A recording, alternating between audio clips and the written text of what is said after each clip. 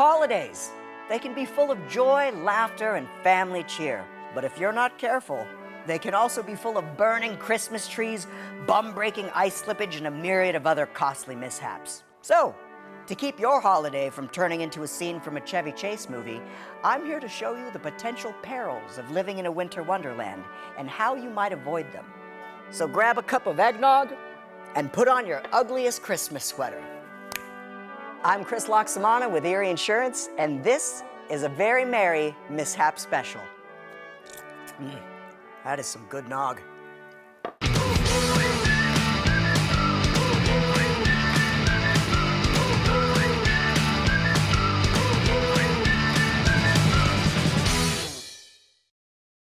In many parts of the country, winter weather is, well, it's cold.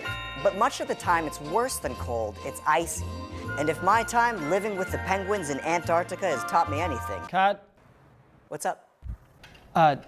Chris, you can't just make up stuff like that. People love penguins. Yes, but you've never been to Antarctica. I've been to the Erie Zoo.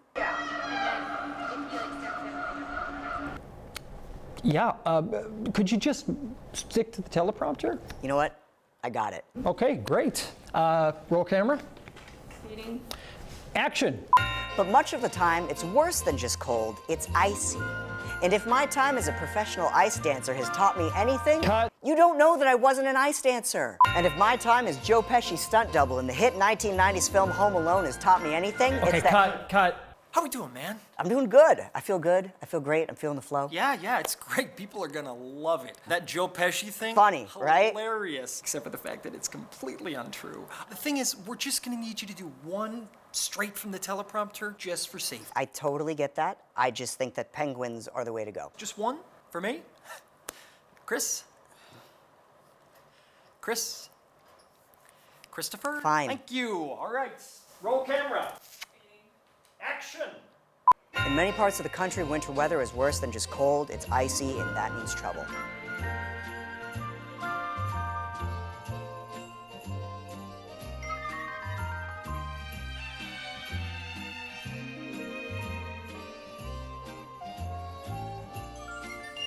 Do you not miss the penguins? Now, as unlikely as you think it is that merry mishaps can happen to you, according to the CDC, falls are the leading injury-related cause for ER visits, with 8,000 to 10,000 falls sending people to the emergency room every year. Last time I checked, 8 to 10,000 was a lot. So, make sure to wear insulated waterproof boots with good tread after a winter storm, and walk at a slow pace with shorter steps so you can react faster if you lose traction. But it's not just the ice below your feet that can injure you, it's the ice above your head. Falling ice can be a major hazard. It can build on your house, high wires, and buildings, and when it starts to melt, watch out. A half a pound of ice falling from 30 stories travels at 80 or 90 miles an hour and exerts 1,000 pounds of force on whatever it hits. But enough destruction. Let's talk about something happy. Something that brings joy to millions of homes across the country. Let's talk about Christmas trees. They're pretty, they smell great, they watch over your family's presents. Just don't let your Christmas tree get dry, because they will turn on you. And I'll paint you a little picture. You go to bed, you're having little dreams of sugar plum fairies dancing around. You wake up in the morning and your house is on fire. To help us with some of the facts here, we've enlisted Erie Insurance guru and reindeer wrangler, Nicole Slate. Nicole, how are you? I'm doing well. How are you? I feel like I overdressed a little bit here. Yeah, I didn't get that memo. So, Nicole, I understand that you're going to talk to us today about Christmas tree fires. Sure, yes. So one thing that we want to point out is that a Christmas tree, they can actually burn faster than a newspaper, especially when the trees are dry. So you want to make sure that you water your tree every day. And don't keep them too long. Over 40% of the Christmas tree fires occur in January. Okay, so don't be lazy about taking down those trees after New Year's, okay? So Christmas trees can be fire hazards, but what actually starts the fires? So actually 1 out of every 3 Christmas tree fires are caused by electrical problems. Okay, we're not sure what the other 2 causes are, but if I had to venture a guess, I would say unsupervised fire dancers and dragons. No. No? Anyway, to avoid electrical fires, don't connect more than the maximum number of recommended light strands from the manufacturer. And when you're putting your lights away, make sure you inspect them for damage. And if you could store them in a dry place, away from dampness and moisture, that's another fail-safe. Also, it would be a good idea to store them away from children and pets as well. That's good, because the other leading cause of Christmas tree fires, rogue kittens.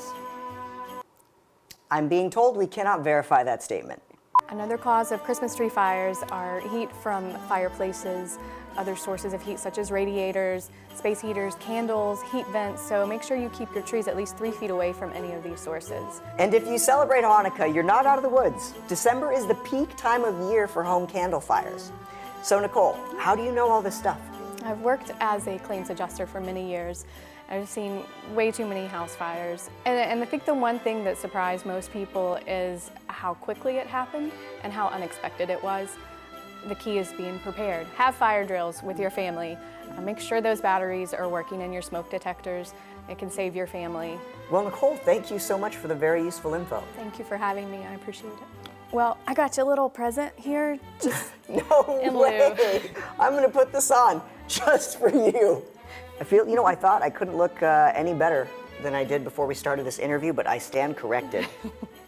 Now, thank you so much. Thank you. Okay, guys, what do you say we take this from a theoretical scenario to a real one?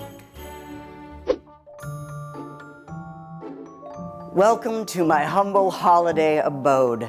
Our beautiful Christmas tree here decked out. The snowman is my favorite part of it, and we've got some beautiful presents underneath the tree. There's only one problem. Well, there's a few problems, actually. As beautiful as our tree here is, she's a little bit underwatered. Using old lights, frayed cables, power strips that have too many things plugged into them, having candles and other heat sources too close to the tree are all potential dangers that basically just light this entire tree up in the worst way possible. We've got a huge fire crew standing by outside right now. We're gonna simulate what would happen if a little spark caught underneath the tree and that spark turned into a flame and that flame turned into losing this house. I'm gonna get out of this place before things get too hot.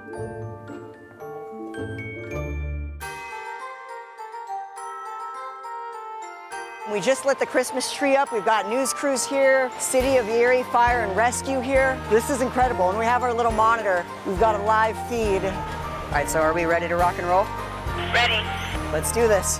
Okay, so we're going to assume that this tree was too close to an open flame or heat source. So we've got a little fire started at the base of the tree. Now the tree hasn't been watered in 8 days, so it's fairly dry. And we're gonna see how quickly the rest of it takes to catch fire. And it is going. Wow. You can see we've got some smoke rising up toward the ceiling. Not even 30 seconds in and this fire is well on its way.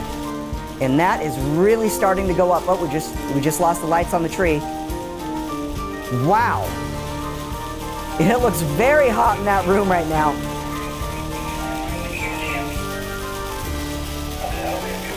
I just want to point out this is an abandoned house, by the way. Okay, just over 45 seconds in, and already the majority of the tree is engulfed. And we are about, oh, snowman down! Snowman down! Wow, the smoke is filling the room. If we look at camera 1 over here, it looks like we're about to lose camera 1 to that smoke, so we're switching back to camera 2. And there goes the tree. Ooh. Now that the tree is fallen over, the rest of the presents are catching fire. And it looks like it is spreading to the couch.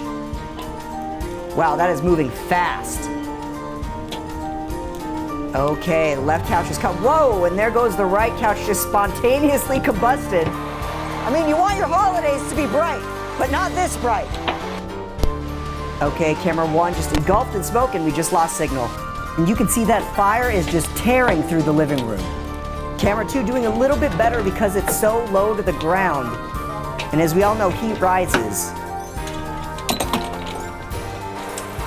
Holy moly! Wow! Okay, it looks like the Erie Fire Department is headed in to stop this before it gets any worse.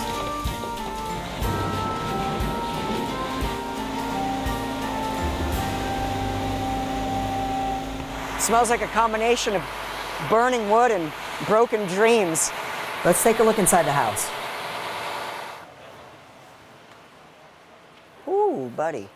It is incredible to see the amount of damage that happened inside of here in just 10 minutes. Can look, the couch completely gone, windows broken from the heat.